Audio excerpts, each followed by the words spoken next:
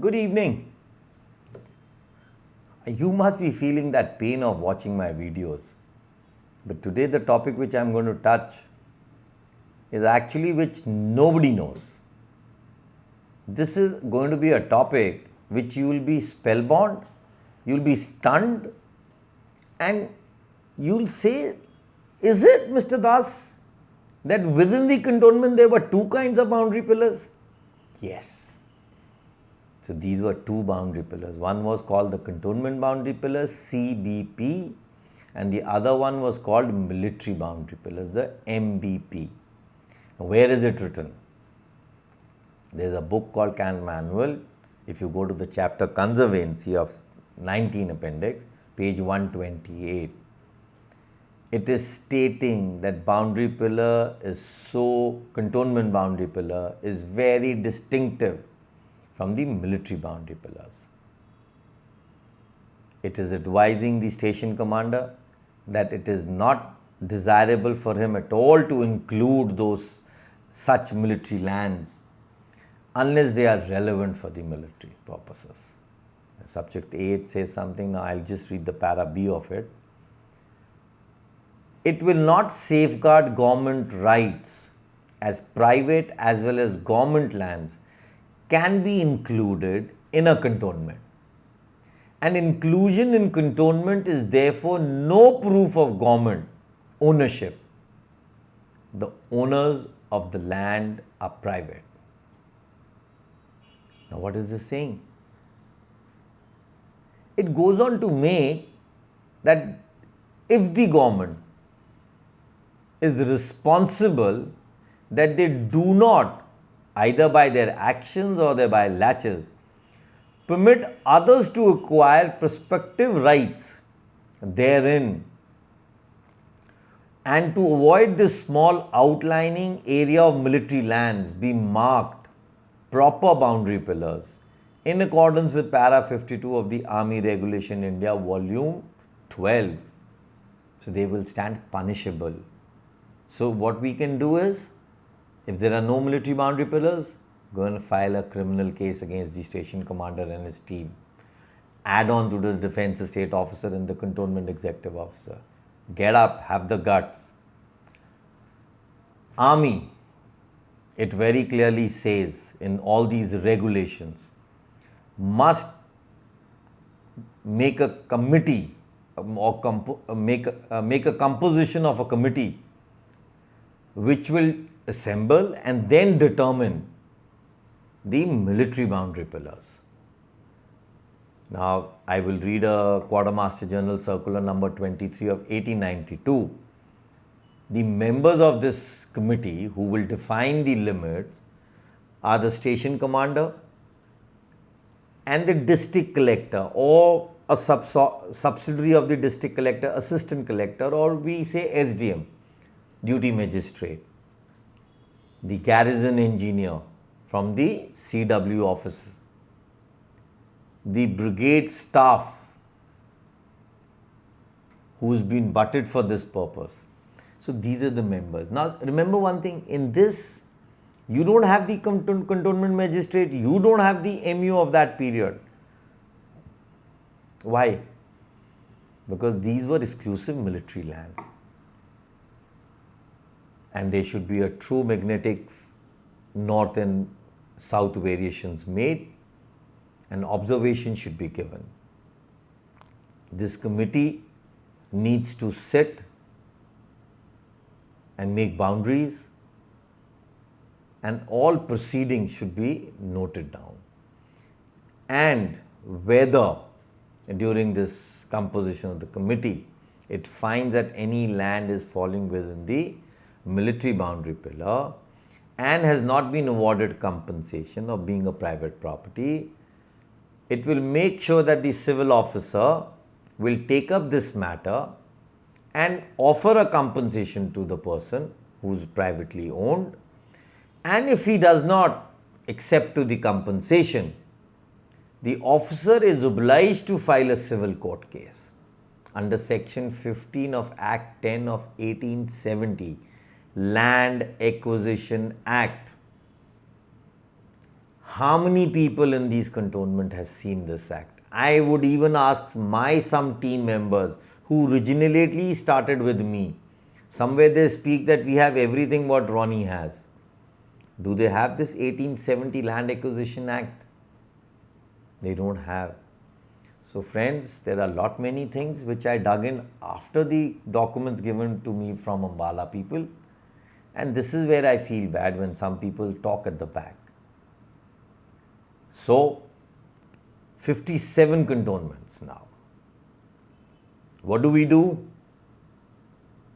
All of us start writing RTI letters. Ask your DO, ask your CO for the same notification, for the same plan which he has to hold.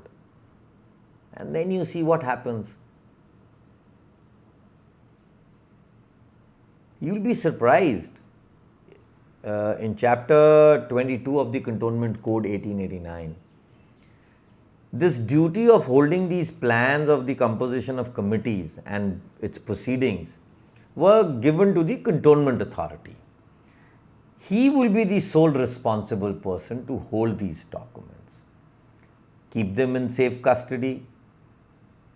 He would authorize the correction thereto also. If found peculiar or advisable to make a new plan, he is allowed to do one, but he will not destroy the old one.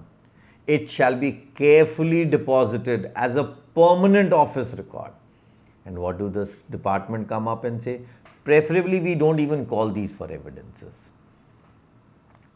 That all lands acquired by government as referred in section 6 and 8 should be demarcated by boundary pillars in para 54 of the Army Regulation 12 as military boundary pillar.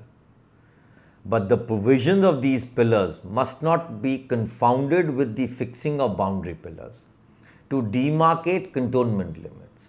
In one case, the pillar shows the boundaries of government land. In the other, they define the limits within which the Cantonment Act and Code are in force. Please, this is very important. One is what they are saying is of the lands acquired and are of the government. And these were, which I said, are MBPs and CBPs.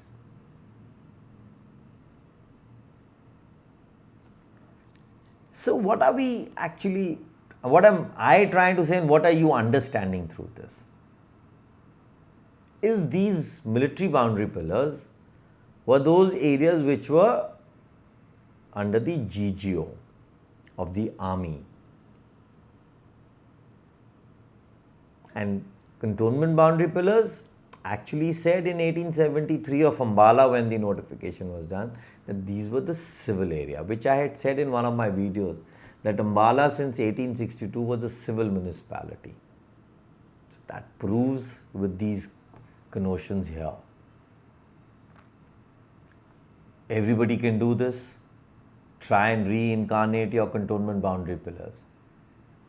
I remember me and Major Chauhan along with Deepak ji, we tried to create these. Physically, we traveled to the roads and sides of every boundaries and we created one.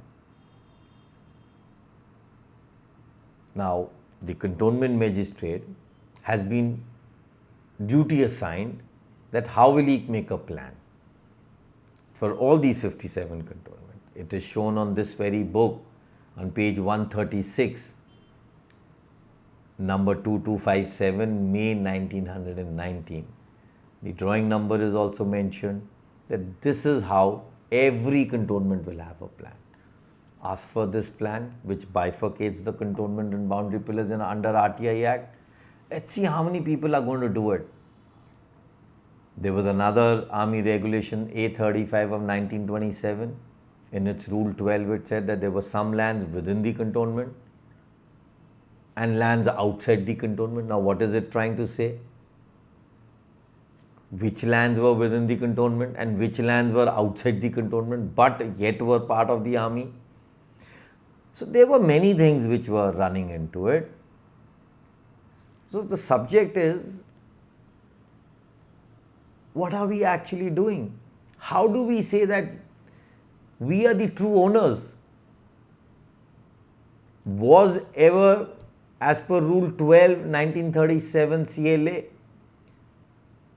we were subjected to land revenue because there is a register which is being maintained there under this rule.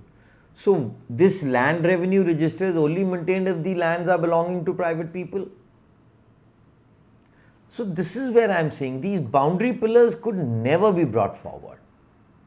If we were paying Lagan or land revenue, then we are bound to be. We were paying ground rent or whatever you may say. So friends, this is very important. So please ask your cantonment officers under RTI or anyhow, what are my cantonment boundary pillars in military? I laid hand on one of the plans was shared by Mr. Sudhanshu from Sagar Cantonment. I am grateful to him. It was a forest department plan which was very clearly reading the MBPs and the CBPs. It was a little faint and it is on my website. People can watch it. So now you understand what are cantonment boundary pillars and how they had to be documented. Friends, any question on this topic will be advisable that you talk to me, or you can even send on my YouTube channel messages.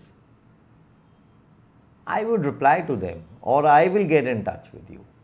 So we must create an awareness to everybody so that the last man living in this cantonment is benefited by this research. Thank you. Good day.